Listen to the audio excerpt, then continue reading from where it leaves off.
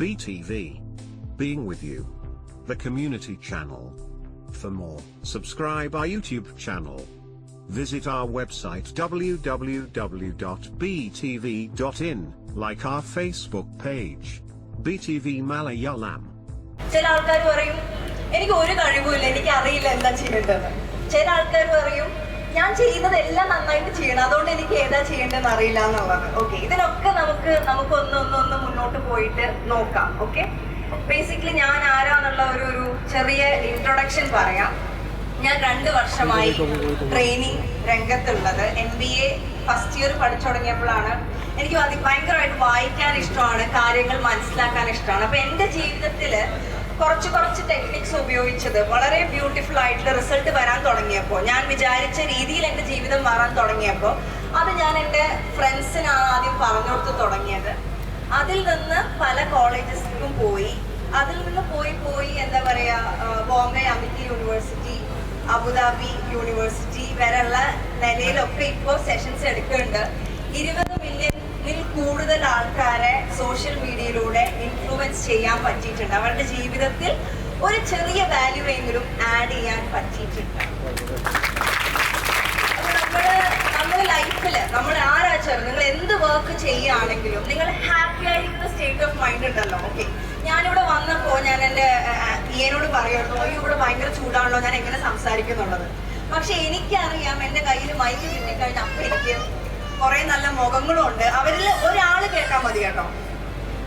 ഒരു group of ആൾക്കാർ കിട്ടുമ്പോൾ അതിനെനിക്കറിയാൻ പറ്റും ഒരൊറ്റ ആള് ഭയങ്കര സ്പാർക്കിലുണ്ട്, ഇതിൽ നിന്ന് കിട്ടിയിട്ട് ഞാൻ അങ്ങോട്ട് പോകുമെന്നുള്ളത്. ആ ഒറ്റ ഒരാൾ കിട്ടിക്കഴിഞ്ഞാൽ എനിക്ക് ഹാപ്പി ആയിട്ട് റിസൾട്ട് ഉണ്ടാക്കാൻ പറ്റും. നമ്മുടെ ജീവിതത്തിൽ ഏറ്റവും വലിയ സന്തോഷം എന്താ വെച്ച് കഴിഞ്ഞാല്, സന്തോഷം എന്തായിരിക്കണം എന്ന് വെച്ച് കഴിഞ്ഞാൽ നമുക്ക് എല്ലാവർക്കും ആഗ്രഹമുണ്ട്, എന്നെ എല്ലാവരും ഇഷ്ടപ്പെടണം ആഗ്രഹിക്കുന്നില്ലേ? എന്നെ എല്ലാവർക്കും ഇഷ്ടം വേണം, എൻ്റെ പാരൻസിന് എന്നെ ഭയങ്കര ഇഷ്ടം വേണം, ടീച്ചേഴ്സിന് ഇഷ്ടം വേണം. ഇതിനു വേണ്ടി നമ്മൾ ഓരോന്ന് ട്രൈ ചെയ്യുകയും ചെയ്യും. പക്ഷെ പലപ്പോഴും തോക്കാറുമുണ്ട്. നമ്മൾ നല്ലത് ഇംപ്രസ് ചെയ്യാൻ വേണ്ടി ചെയ്തതാവും, പക്ഷെ നേരെ നമ്മുടെ തിരിച്ചാവും അടിക്കുന്നുണ്ടാവുക. ഫോർ എക്സാമ്പിൾ പറഞ്ഞു കഴിഞ്ഞാല്, വീട്ടില് രാവിലെ മുതൽ വൈകിട്ട് വരെ ബുക്ക് തുറന്നിട്ട് പഠിക്കുന്നത് കാണിക്കാൻ വേണ്ടി നമ്മളൊന്നിരിക്കും, പാരൻസ് ഒന്ന് വരുമ്പോൾ കാണാൻ വേണ്ടിയിട്ട്. കറക്റ്റ് 2 മിനിറ്റ് ആ ബുക്ക് അടച്ച് മൊബൈൽ തുറന്നപ്പോൾ ഉമ്മ വന്നിട്ട് ചോദിച്ച്, അല്ല മോളെ അനക്ക് തന്നെയാണ് പരിപാടി.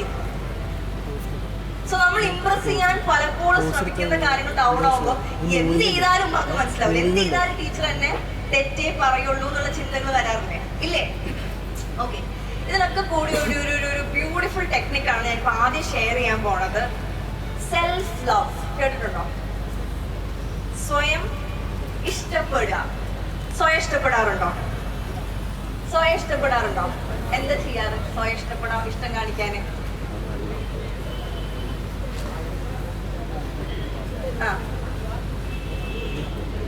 ഓക്കെ, നല്ല ഡ്രസ്സ് ധരിക്കും, നല്ല ടൂറിന് പോകും. ഓക്കെ, നമ്മളെല്ലാവരും കാലത്ത് എഴുന്നേറ്റ് നല്ല രസമായിട്ട് ഡ്രസ്സൊക്കെ ചെയ്ത് ഗ്ലാമറൊക്കെ ആയിട്ട് പുറത്തേക്ക് ഇറങ്ങി വരുന്നുണ്ട്. ഓക്കെ, സ്കൂളിൽ പോവുകയാണെങ്കിൽ ഒന്നെങ്കിൽ സ്കൂളിലെ യൂണിഫോം ആയിരിക്കും, അല്ലെങ്കിൽ ഞാൻ ഇങ്ങനെ ധരിച്ചില്ലെങ്കിൽ മറ്റുള്ളവർ എന്നെ കുറിച്ച് എന്ത് വിചാരിക്കും എന്ന് വിചാരിച്ചിട്ട് നമ്മൾ നന്നായി ഡ്രസ്സ് ചെയ്യാറുണ്ട്. അല്ലെങ്കിൽ നമ്മൾ സ്റ്റൈലിഷ് ആണ് എന്ന് കാണിക്കാൻ വേണ്ടിയിട്ട് നമ്മൾ ഡ്രസ്സ് ചെയ്യാറുണ്ട്. എക്സാമ്പിൾ പറഞ്ഞാൽ കോളേജിലൊക്കെ പോകുമ്പോൾ നമുക്ക് ഇഷ്ടമുള്ള ഒരു ഗ്രൂപ്പ് ഉണ്ടാവും, നമ്മൾ ആ ഗ്രൂപ്പിലുള്ള ആളെ ആവില്ല. ഓക്കെ, പക്ഷെ അവര് ചെയ്യുന്ന ആക്ടിവിറ്റീസ് ഒക്കെ നമ്മൾ ചെയ്ത് കാണിക്കും, നമ്മളും അവരെ പോലത്തെ ഒരാളാന്ന് കാണിക്കാൻ വേണ്ടിയിട്ട്, യോയോ ആണെന്ന് കാണിക്കാൻ വേണ്ടി നമുക്ക് ഇഷ്ടമില്ലാത്ത കുറെ പാട്ടിട്ട് കേട്ടു നോക്കും. അപ്പൊ ഇവര് നമ്മുടെ ടീമാണെന്ന് നമ്മളെ കൂട്ടും. കുറേ കഴിയുമ്പോൾ, അതായത് ലൈഫ് ഇങ്ങനെ മുന്നോട്ട് പോയിക്കൊണ്ടേ ഇരിക്കുമ്പോൾ നമ്മളിങ്ങനെ മറ്റുള്ളവരെ എന്താ പറയുക ഇമിറ്റേറ്റ് ചെയ്തിട്ട് നമ്മളെ മറന്നു പോകും. നമ്മൾ ആരാണ്? പടച്ചോൻ അല്ലെങ്കിൽ ദൈവം നമ്മൾ വളരെ ബ്യൂട്ടിഫുൾ ആയിട്ടാണ് ഉണ്ടാക്കിയിട്ടുള്ളത്. ഓക്കെ, ഈ നമ്മളെ മറന്നിട്ട് കമ്പാരിസൺ എന്നൊരു കാര്യമാണ് ഇത് ഏറ്റവും കൂടുതൽ നമ്മളെ ഇല്ലാണ്ടാക്കണത്. വളരെ ചെറിയ കുട്ടിയാവുമ്പോൾ മുതലേ നമ്മുടെ വീട്ടില് അറിയാണ്ടാണ്, നമ്മുടെ പാരന്റ്സിന്റെ തെറ്റല്ല, പക്ഷെ അറിയാതെ അവർ പറഞ്ഞു പോകും, കണ്ടില്ലേ നിന്റെ മൂത്താള് ചെയ്യണത്, അല്ലെങ്കിൽ കണ്ടില്ലേ നിന്റെ അനിയത്തി ചെയ്യണത് ചോദിക്കും. അപ്പൊ തന്നെ ശരിയുണ്ടോ, ഇവിടെ എന്നെക്കാട്ടി നല്ലതാണല്ലോ. പിന്നെ നമ്മൾ അവളെക്കാട്ടിയും അല്ലെങ്കിൽ അവനേക്കാൾ ബെറ്റർ ആവാൻ വേണ്ടി മാത്രമാണ് ഓരോ കാര്യം ചെയ്യണത്. അത് കഴിഞ്ഞ് സ്കൂളിൽ എത്തിക്കഴിയുമ്പോൾ അവിടെ ഉണ്ടാവും ഒരു ഫസ്റ്റ് റാങ്ക് വാങ്ങണതും എല്ലാവരും ഇംപ്രസ് ചെയ്യണതും ഒക്കെ ആയിട്ടുള്ള ഒരാള്. പിന്നെ അവനേക്കാൾ ബെറ്ററായി ചെയ്യാൻ ശ്രമിച്ചുകൊണ്ടേയിരിക്കുമ്പോൾ നമ്മുടെ ലൈഫില് നമ്മൾ ആരാണ് എന്നുള്ളത് പലപ്പോഴും മറന്നു പോകും. ഒരാളായിട്ട് മാത്രമേ ജീവിതത്തിൽ നമ്മൾ കമ്പയർ ചെയ്യാൻ പാടുള്ളൂ. ഓക്കെ, ഇന്നലെ ഞാൻ ആരായിരുന്നു, നാളെ ഞാൻ ആരാകും. ഞാൻ എന്നും വർക്കൗട്ട് ചെയ്യണ ഒരേ ഒരു കമ്പാരിസൺ, ഞാൻ ഇന്നലെ ആരായിരുന്നു.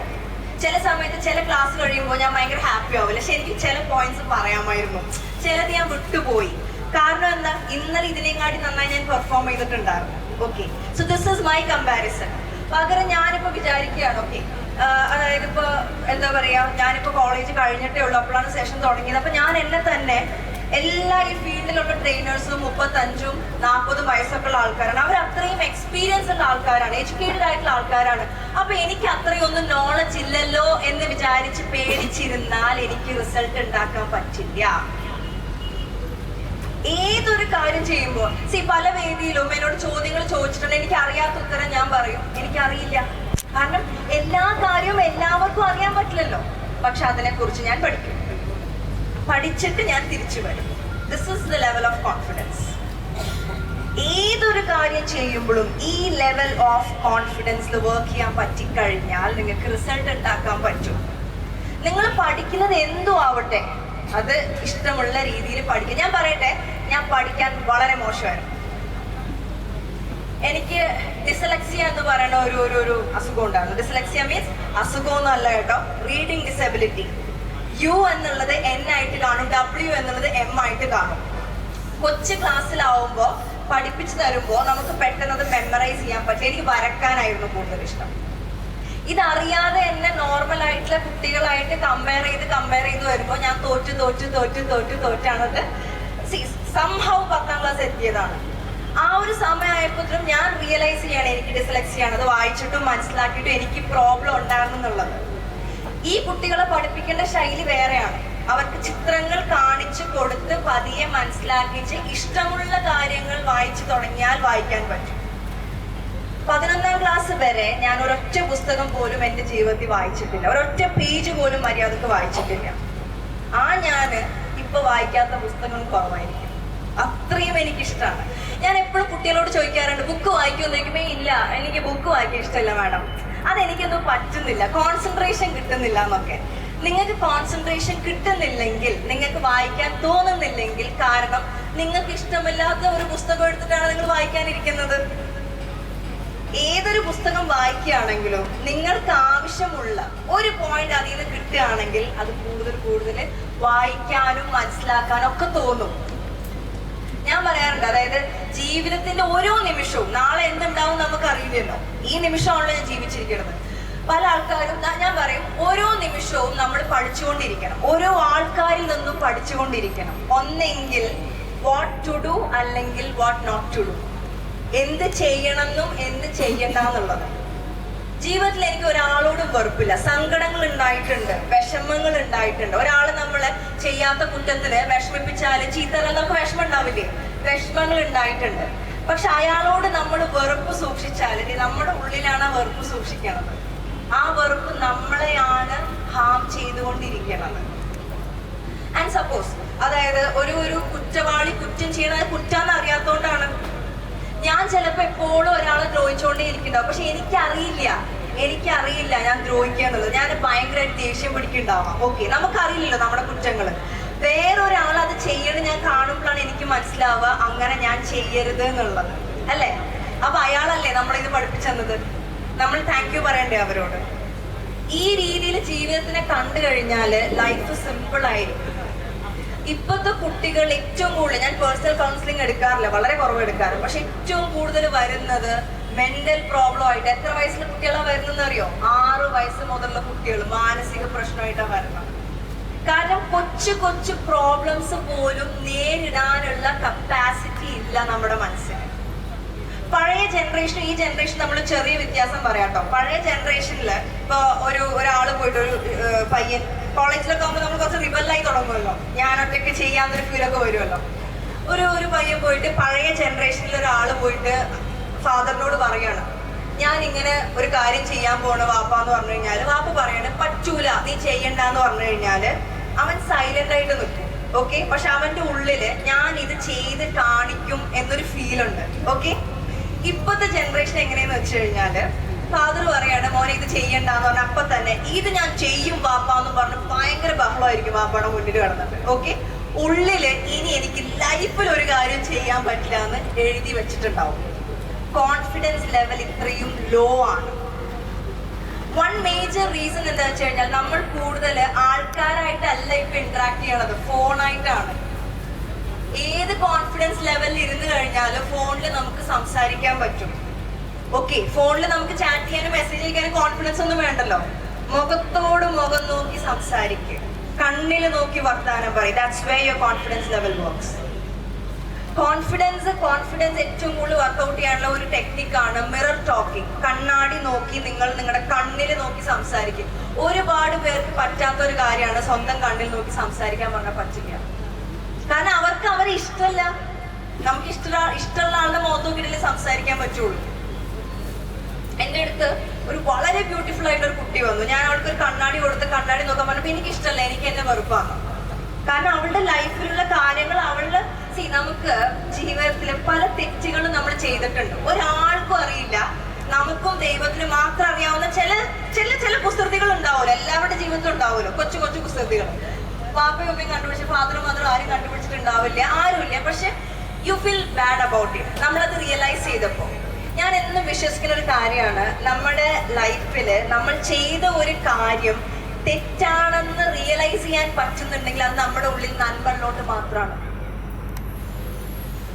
ഒരു കൊലപാതകി കൊല ചെയ്യുന്നത് അയാൾ അത് ശരിയാന്ന് വിചാരിച്ചിട്ടാണ് ചെയ്യണത്, അത് തെറ്റാന്ന് അറിഞ്ഞു കഴിഞ്ഞാൽ ഒരിക്കലും ചെയ്യില്ല. സോ നമ്മൾ ചെയ്ത ഒരു കാര്യം തെറ്റാണെന്ന് റിയലൈസ് ചെയ്യാൻ കഴിവുണ്ടെങ്കിൽ you have a good soul. നിങ്ങൾക്കൊരു നല്ല മനസ്സുണ്ട്. ഈ നല്ല മനസ്സുള്ളപ്പോൾ ആദ്യം ചെയ്യേണ്ടത്, നിങ്ങൾ ആദ്യം ഈ ലോകത്ത് ക്ഷമിക്കേണ്ടത് നിങ്ങളോട് തന്നെയാണ്. ചെയ്ത തെറ്റിന് ഉള്ളിൽ നിന്ന് നിങ്ങളോട് തന്നെ ക്ഷമ ചോദിക്കണം. അതിനുശേഷം ദൈവത്തിനോട് ക്ഷമ ചോദിക്കണം. ഇനി ഈ മിസ്റ്റേക്ക് ആവർത്തിക്കില്ല എന്ന് പറഞ്ഞിട്ട് അതവിടെ തീർക്കണം. റിഗ്രറ്റുകൾ ഒരുപാടുള്ള ആൾക്കാര്, നമുക്ക് സ്വയം കുറ്റബോധമുള്ള ആൾക്കാര് മറ്റുള്ളവരെ വേദനിപ്പിക്കാനുള്ള ടെൻഡൻസി കൂടുതലായിരിക്കും. എനിക്ക് എന്നെ ഇഷ്ടമല്ല, അപ്പൊ ഞാൻ എന്താ ചെയ്യാ, എനിക്ക് എന്റെ ഡ്രസ്സും എന്റെ ഇതൊന്നും ഇഷ്ടമില്ലെങ്കിൽ ഞാൻ ഈ കുട്ടി വരുമ്പോ പറയും നിന്റെ ഡ്രസ്സ് ഒരു ഭംഗിയില്ല, ഇത് നിനക്ക് സൂട്ട് ചെയ്യണ്ട. തമാശയാണ്, സീരിയസ് ആയിട്ട്. You look very beautiful. So നമുക്ക് അതായത് മറ്റൊരാളുടെ, ഞാൻ പറയും മനസ്സ്, ഓക്കെ, നമ്മുടെ മനസ്സിന്റെ ഇപ്പോഴത്തെ സ്റ്റേറ്റ് ഓഫ് മൈൻഡ് നല്ല തോട്ട്സ് ആണോ കൂടുതൽ ഫോക്കസ് ചെയ്യണം, ചീത്തയാണോ എന്ന് അറിയാനായിട്ട് നിങ്ങൾ ഒന്ന് ജസ്റ്റ് ഒബ്സർവ് ചെയ്താൽ മതി. നിങ്ങളുടെ വർത്താനം, നിങ്ങൾ കൂടുതൽ പറയുന്നത് നിങ്ങളുടെയും മറ്റുള്ളവരുടെയും കുറ്റമാണോ നന്മയാണോ? ഒരാള് നമ്മളെ വന്ന് പരിചയപ്പെട്ട് പോയ ഉടനെ അതൊരു നല്ല കുട്ടിയായിരുന്നു പരിചയപ്പെട്ടെന്നാണോ പറയണത്, അതോ അവളൊരു ജാട കണ്ടില്ലേ, എന്താ അഹങ്കാരം, ഇപ്പൊ നോക്ക്, ഇത് നമ്മുടെ തോട്ട്സ് ആണ്, അവരുടെ കുഴപ്പമല്ല. നമുക്ക് കാണാൻ പറ്റുന്നത് നമ്മുടെ ഉള്ളിലുള്ളതാണ്. We are always mirror. എന്റെ ഉള്ളിൽ നന്മ ഉണ്ടെങ്കിൽ എനിക്ക് പുറത്ത് നന്മ കാണാൻ പറ്റും.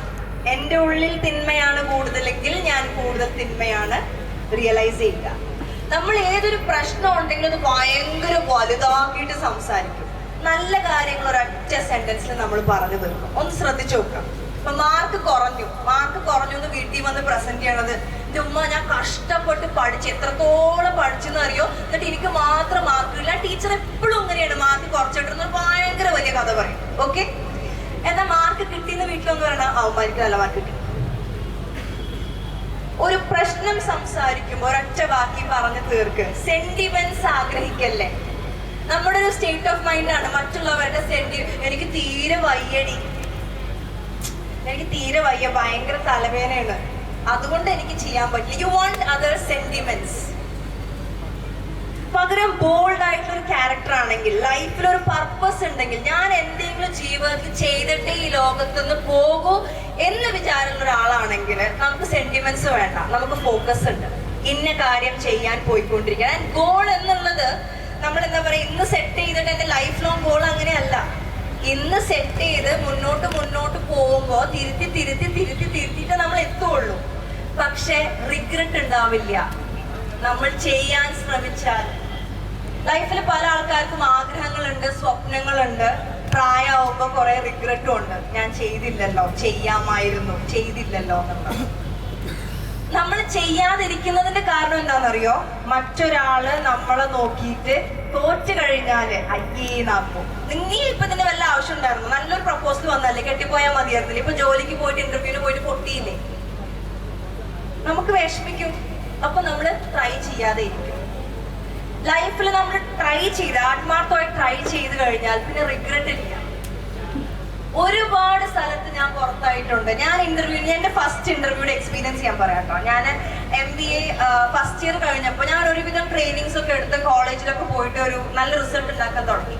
അപ്പൊ ഞാനൊരു ട്രെയിനിങ് ഓർഗനൈസേഷൻ, കൊച്ചി ബേസ്ഡ് ആണ്, അവര് ഇന്റർനാഷണൽ ബേസ്ഡ് ആയിട്ടുള്ള ഒരു ഓർഗനൈസേഷൻ. ഇവര് വന്നിട്ട് കൊച്ചിയിൽ അവർക്ക് ട്രെയിനേഴ്സിന് ആവശ്യമുണ്ടോ എന്ന് പറഞ്ഞു. ഞാനപ്പോ എന്റെ പ്രൊഫൈലൊക്കെ ആയി, ഭയങ്കര കോൺഫിഡൻസ് ലെവൽ കുറവല്ലല്ലോ നമുക്ക്, ഭയങ്കര കോൺഫിഡൻസിൽ അവിടെ പോയി പ്രസന്റേഷൻ ഒക്കെ ചെയ്ത് അവർ പറഞ്ഞു കുട്ടിയുടെ ഏജ് എത്രയാണ്? 22, പറ്റൂല. അപ്പൊ ഞാൻ ചോദിച്ചു എന്തേ? കാരണം ട്രെയിനിങ് എടുക്കേണ്ട ആൾക്കാര് 40 വയസ്സും 50 വയസ്സും ഒക്കെ ഉള്ള ആൾക്കാരാണ്. അവരൊരിക്കലും ഒരു 22 വയസ്സുള്ള ഒരാൾ പറഞ്ഞത് കേൾക്കില്ല. വേണമെങ്കിൽ ഞങ്ങളുടെ കമ്പനിയിൽ മാർക്കറ്റിംഗ് ഡിവിഷനിൽ ജോയിൻ ചെയ്യാം, സാലയ്ക്ക് ട്രെയിനർ ആവാൻ പറ്റില്ല എന്ന് പറഞ്ഞു. നല്ലൊരു ശമ്പളം ഓഫർ ചെയ്തു. ഞാൻ വേണ്ടാന്ന് പറഞ്ഞു പോയി. അന്ന് എനിക്ക് ഭയങ്കര സങ്കടമായിരുന്നു. എനിക്ക് ആഗ്രഹമുള്ള ജോലി എനിക്ക് ചെയ്യാൻ പറ്റില്ലല്ലോ എന്നുള്ളത്. അങ്ങനെ ഇങ്ങനെ 2-3 ദിവസം പോയി കഴിഞ്ഞപ്പോ ഞാൻ എവിടെയോ ഒരു വാക്ക് വായിച്ചു, you are never too young to start teaching or never too old to stop learning. Les ബ്രൗണിന്റെ വാക്കുകളാണ്. നിങ്ങൾ ഒരിക്കലും ഒരുപാട് ചെറുതല്ല പഠിപ്പിച്ചു തുടങ്ങാൻ. ഒരുപാട് പ്രായമായി ഇനി എനിക്ക് പഠിക്കണ്ട എന്നും പറയാൻ പറ്റില്ല. ലൈഫിൽ ഓരോ ദിവസം പഠിച്ചുകൊണ്ടിരിക്കുകയാണ്. അത് മാത്രം മനസ്സിലെടുത്തു. പിന്നെയും ഫോർവേഡ് പോയി, ഒരുപാട് സെഷൻസ് ചെയ്ത് അത് കഴിഞ്ഞിട്ട് ഒരു TV ഇന്റർവ്യൂ ഒക്കെ വന്നു കഴിഞ്ഞപ്പോ ഈ ഞാൻ പോയ കമ്പനിയുടെ ചെയർമാൻ എന്നെ ബോംബെന്ന് വിളിക്കുകയാണ്, സാലയ്ക്ക് ഞങ്ങളുടെ കമ്പനിയിൽ വന്ന് ജോയിൻ ചെയ്യാൻ പറ്റുമോ എന്ന് ചോദിച്ചിട്ട്. അപ്പൊ ഞാൻ ഓൾറെഡി ഒരു ബ്രാൻഡ് ആയില്ലേ, ഇനി എനിക്ക് ആ കമ്പനിയിൽ പോയി ജോയിൻ ചെയ്യണ്ടല്ലോ? ഇല്ല, എനിക്ക് അതിന്റെ ആവശ്യമില്ല. അതിനൊരു പർപ്പസ് വേണം. ഞാൻ എന്റെ കമ്പനി ഫോം ചെയ്യാൻ വേണ്ടി നിൽക്കുമ്പോ എന്റെ കയ്യിൽ ഒരു പൈസ ഇല്ല, ഒന്നുമില്ല. എന്റെ കയ്യിൽ 0 ബാലൻസ് ആയിട്ടാണ് ഞാൻ പറയണത് ഞാൻ കമ്പനി സ്റ്റാർട്ട് ചെയ്യാൻ പോവുകയാണ്. 2-3 സ്റ്റാഫ്സിനെ എടുക്കുകയാണ്. അടുത്ത മാസം എനിക്ക് സെഷൻസ് ഇല്ലെങ്കിൽ സാലറി, എന്റെ കാര്യമാണെങ്കിൽ ഞാൻ മാത്രം നോക്കിയാൽ മതി, സാലറി കൊടുക്കണ്ടേ? ഐ സ്റ്റാർട്ടഡ് മുന്നോട്ട് പോവുക. റൈറ്റ് പീപ്പിൾ റൈറ്റ് ടൈമിൽ നമ്മുടെ കൂടെ വന്ന് ജോയിൻ ചെയ്യും. നമ്മൾ പറയാറില്ലേ, അതായത് ഞാൻ എത്ര ട്രൈ ചെയ്ത് എന്റെ വീട്ടിൽ നിന്ന് സപ്പോർട്ട് ചെയ്യണില്ല, ഫാമിലി സപ്പോർട്ട് ചെയ്യണില്ല, ഫ്രണ്ട്സ് സപ്പോർട്ട് ചെയ്യണില്ല എന്നൊക്കെ ഉള്ളത് നമ്മുടെ ഉള്ളിലത്തെ തോട്ട്സ് ആണ് നമ്മളെ ചുറ്റും വന്ന് റിഫ്ലക്ട് ചെയ്യണത്. എനിക്കും ഈ സമയം ഉണ്ടായിരുന്നു കേട്ടോ. ഞാൻ അൻസാർ വുമൻസ് കോളേജ് പെരുമ്പിലാവിലാണ് പഠിച്ചത്. ഓക്കെ, ഡിഗ്രി പഠിച്ചുകൊണ്ടിരിക്കുമ്പോൾ ഞാൻ പറഞ്ഞു എന്നെ പോലെ ചിന്തിക്കുന്ന ആരുമില്ല, എനിക്ക് പറ്റാവുന്ന ഫ്രണ്ട്സ് ആരുമില്ല, ഞാൻ എൻ്റെ വായനാശീലം ഷെയർ ചെയ്യാനായിട്ട് ആരുമില്ല. ഓക്കെ, ഇത് കഴിഞ്ഞ് MBA എത്തി എന്റേതായ ശൈലിക്ക് ഇറങ്ങി കഴിഞ്ഞപ്പോൾ ഞാൻ ഉദ്ദേശിക്കുന്ന ആൾക്കാർ എൻ്റെ അടുത്ത് വന്നു തുടങ്ങി. It takes time sometimes. പക്ഷെ നമ്മുടെ വിശ്വാസം താഴെ പോകരുത്. വിശ്വാസം താഴെ പോയാൽ ലൈഫും താഴെ പോകും. നിങ്ങളൊരു കാര്യം നിങ്ങളുടെ കരിയർ ചൂസ് ചെയ്യുമ്പോൾ ഏറ്റവും കൂടുതൽ ശ്രദ്ധിക്കേണ്ടത്, നിങ്ങൾ ചെറിയ കുട്ടികളായിരുന്നപ്പോൾ നിങ്ങൾക്ക് ചെയ്യാൻ ഇഷ്ടപ്പെട്ട കാര്യങ്ങൾ എന്തൊക്കെയാണ്, ഇതൊന്ന് എഴുതി വെക്കുക. നിങ്ങളുടെ കരിയർ ചൂസ് ചെയ്യുമ്പോൾ അത് ചില കുട്ടികൾക്ക് വളരെ ചെറിയ പ്രായം മുതൽ മാത്സ് ഭയങ്കര ഇഷ്ടമായിരിക്കും. അല്ലെങ്കിൽ ചില കുട്ടികൾക്ക്, ആൺകുട്ടികൾക്കാണെങ്കിലും മറ്റേ എന്താ പറയുക, ഇലക്ട്രോണിക്സ്, അതിന്റെ കാര്യങ്ങൾ കണ്ടുപിടിക്കുക, പ്രായമില്ലാതെ അതിലൂടെ ഇഷ്ടം ഉണ്ടാവും. അവരാണ് അതിന് മെന്റ് ചെയ്തിട്ടുള്ള ആൾക്കാർ. ഞാനൊരു ഡോക്ടറോ എഞ്ചിനീയറോ ആയിട്ടുണ്ടായിരുന്നെങ്കിൽ ഞാനായിരിക്കും ഈ ലോകത്തിലെ ഏറ്റവും വേഴ്സ്റ്റ് ഡോക്ടറോ എഞ്ചിനീയറോ. കാരണം എന്നെ കൊണ്ട് പറ്റില്ല ആ കാര്യങ്ങൾ ഓർത്തു വെക്കാനോ ഒരു കാര്യം ഒരു വലിയ സെന്റൻസ് ഒരുമിച്ച് മെമ്മറൈസ് ചെയ്ത് വെക്കാൻ എന്നെ കൊണ്ട് പറ്റില്ല. ഇപ്പൊ TV ഇന്റർവ്യൂ വരുന്ന സമയത്ത് ഇത് ഇങ്ങനെ വായിച്ചിട്ട് ഇങ്ങനെ പറഞ്ഞാൽ മതി, ഞാൻ പറഞ്ഞ എന്നെ കൊണ്ട് പറ്റില്ല. ഞാൻ എന്റെ വായന എങ്ങനെ വരുമോ അങ്ങനെ വരുള്ളൂ. എനിക്കൊരു കാര്യം പഠിച്ച് ഉള്ളിൽ വെച്ച് പറയാനുള്ള കപ്പാസിറ്റി ഇല്ല.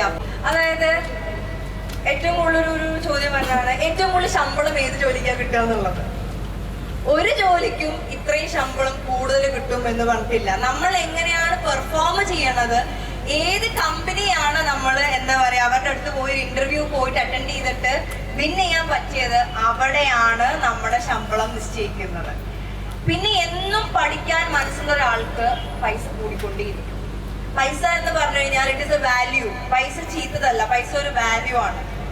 ഞാൻ ഒരാളുടെ ജീവിതത്തിൽ ഒരു വാല്യൂ ആഡ് ചെയ്യുമ്പോൾ ഞാൻ പൈസ വാങ്ങുന്നുണ്ട്, പക്ഷെ വാല്യൂ ആഡ് ചെയ്തു എന്നുള്ളത് ഉറപ്പുവരുത്തണം. നിങ്ങളൊരു ജോലി ചെയ്യുമ്പോൾ അതിലൊരു വാല്യൂ ഉണ്ടെങ്കിൽ ആ വാല്യൂ കൊടുത്തോ ഇല്ലയോ, ഇതാണ് ചോദ്യം. ഞാൻ പലപ്പോഴും ചോദിക്കും BBA MBA ചെയ്ത് വേസ്റ്റ് ആയല്ലേ എന്ന് ചോദിക്കും. എനിക്കതൊരു വേസ്റ്റ് ആയിട്ടേ തോന്നിയിട്ടില്ല. ഞാൻ പഠിച്ച കരിയറും ഞാൻ ചെയ്യുന്ന ജോലിയും തമ്മിൽ ഒരുപാട് വ്യത്യാസമുണ്ട്. അതുകൊണ്ട് എനിക്ക് ഒരുപാട് കൂടുതൽ പഠിക്കേണ്ടി വന്നിട്ടുണ്ട്. But I am very happy because regret ചെയ്ത് എന്തിനാ സമയം കളയണത്? അത് ആ നേരം കൂടി കുറച്ചുകൂടി പഠിച്ചൂടെ?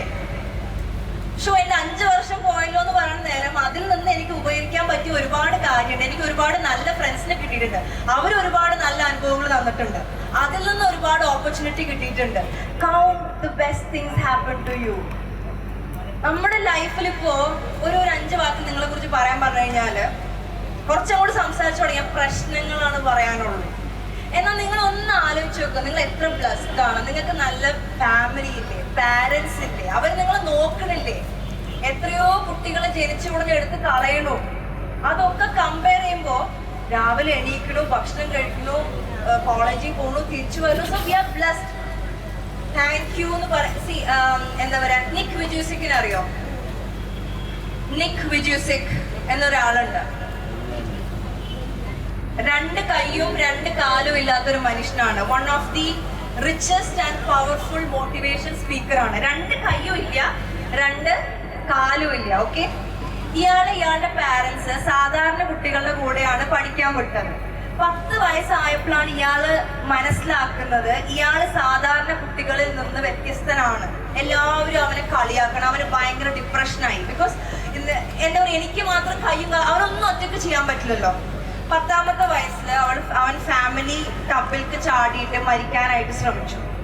ആ സമയത്ത് അവന്റെ ഫാദർ വന്നിട്ട് അവനെ രക്ഷിച്ചിട്ട് പറഞ്ഞു, നിക്, നിനക്ക് ജീവിതത്തില് 2 കാര്യങ്ങളിൽ ഏതെങ്കിലും ഒന്ന് ചെയ്തോണ്ടേയിരിക്കാൻ പറ്റും. ഇതേ നിനക്ക് ചെയ്യാൻ പറ്റുള്ളൂ. ഈ ഒരു സെന്റൻസ് എന്റെ ലൈഫിൽ ഭയങ്കര എന്താ പറയാ സ്പാർക്ക് തന്നൊരു കാര്യം കേട്ടോ. അതായത്, ഒന്നെങ്കിൽ നിനക്കില്ലാത്ത കൈകളെയും കാലുകളെയും ആലോചിച്ച് ജീവിതകാലം മൊത്തം ദൈവത്തെയും എല്ലാവരും പഴിച്ച് ജീവിച്ചുകൊണ്ടിരിക്കാം. എന്തിനാ ദൈവം എന്നെ എങ്ങനെ ആക്കിയത്, ഞാൻ എന്ത് തെറ്റാ ചെയ്തത് എന്ന് പറഞ്ഞ് ചീത്ത പറഞ്ഞ് ജീവിച്ചുകൊണ്ടിരിക്കാം. കരഞ്ഞിട്ട് എല്ലാവരോടും പോയി സിമ്പതി സീക്ക് ചെയ്യാം.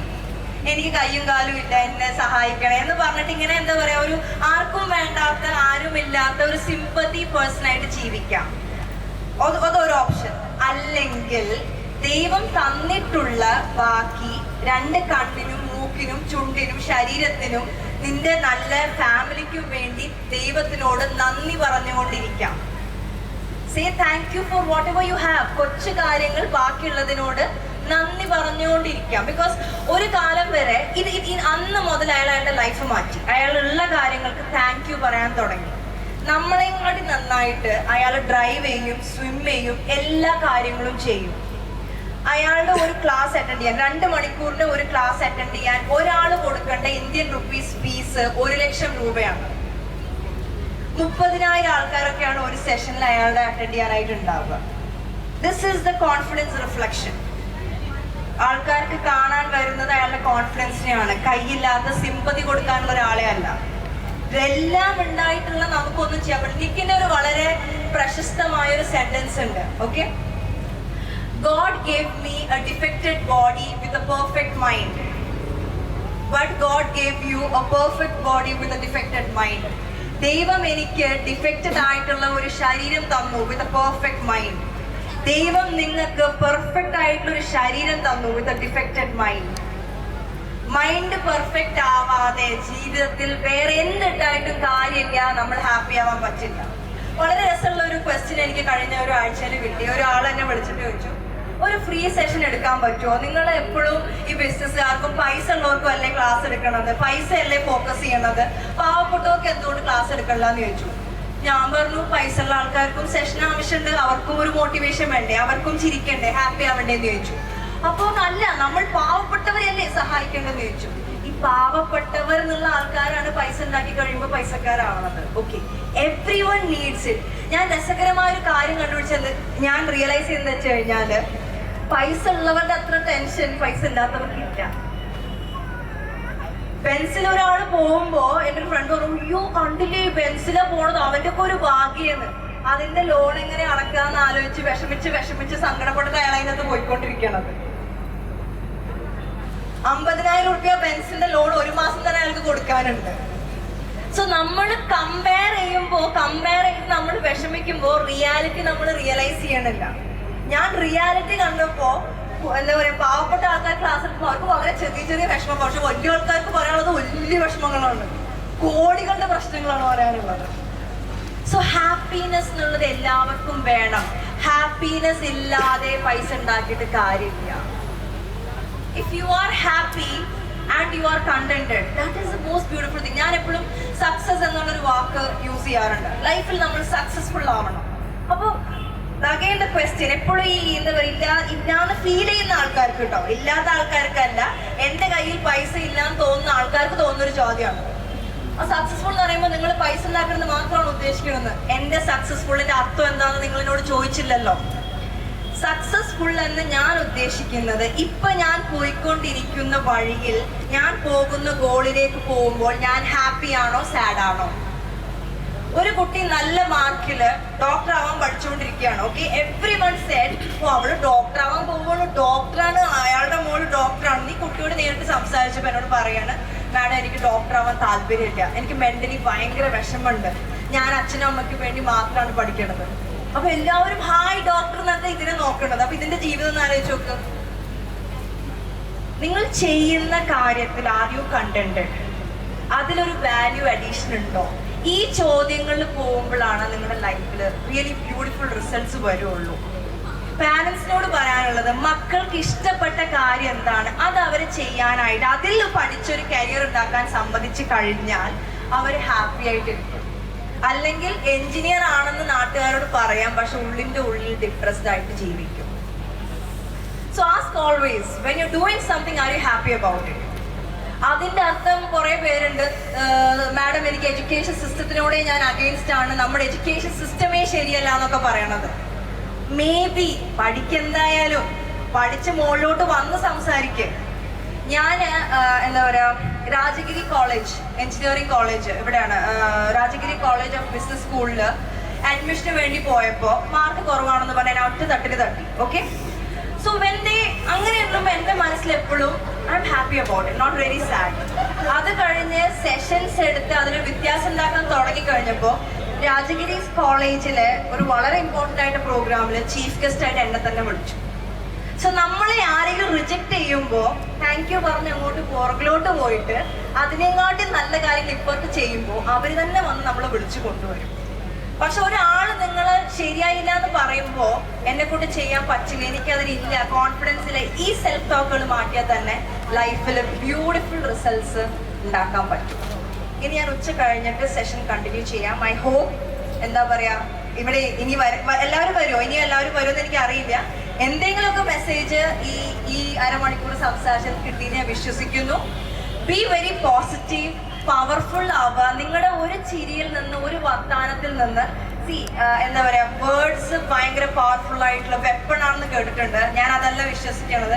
ഭയങ്കര ബ്യൂട്ടിഫുൾ ആയിട്ടുള്ള ഒരാളുടെ ജീവിതത്തിൽ ഏറ്റവും കൂടുതൽ ഹാപ്പിനെസ് കൊണ്ടുവരാൻ പറ്റുന്ന ഒരു കാര്യമാണ്. സോ നമ്മൾ എന്ത് സംസാരിക്കുമ്പോഴും ബ്യൂട്ടിഫുൾ വേർഡ്സ് സംസാരിക്കുക, ഒരാളുടെ ജീവിതത്തിൽ ഒരു വാല്യൂ ആഡ് ചെയ്യാൻ ശ്രമിക്കുക. എസ്പെഷ്യലി നമ്മുടെ ഫാമിലിയിൽ തിരിച്ചു പോകുമ്പോൾ ഉമ്മക്ക് അല്ലെങ്കിൽ ഫാദറിന് എന്താ പറയുക, ഒരു ചെറിയ ഗിഫ്റ്റ് കൊടുത്തിട്ട് എൻ്റെ ഇഷ്ടം കൊണ്ട് കൊടുക്കുന്നതാണെന്ന് പറഞ്ഞു കൊടുക്കുക. അല്ലെങ്കിൽ വൈഫിന് ഒരു ഗിഫ്റ്റ് വാങ്ങിക്കൊടുക്കുക. ഭയങ്കര ഹാപ്പി ആയിരിക്കും. Because they are not expecting that. നമ്മൾ കുറ്റങ്ങളെ കണ്ടുപിടിക്കാറ്. എത്ര കാലം ഞാൻ മൊബൈൽ ഫോൺ തരാൻ പറയും, ഇതുവരെ വാങ്ങിയതല്ല, അപ്പുറത്തെ കുട്ടിക്ക് ഇപ്പുറത്തെ കുട്ടിക്ക് ഉണ്ടെന്നുള്ളത്. So try to find beautiful things in others life. It will also show your beauty inside. Thank you so much. Hope this session was nice.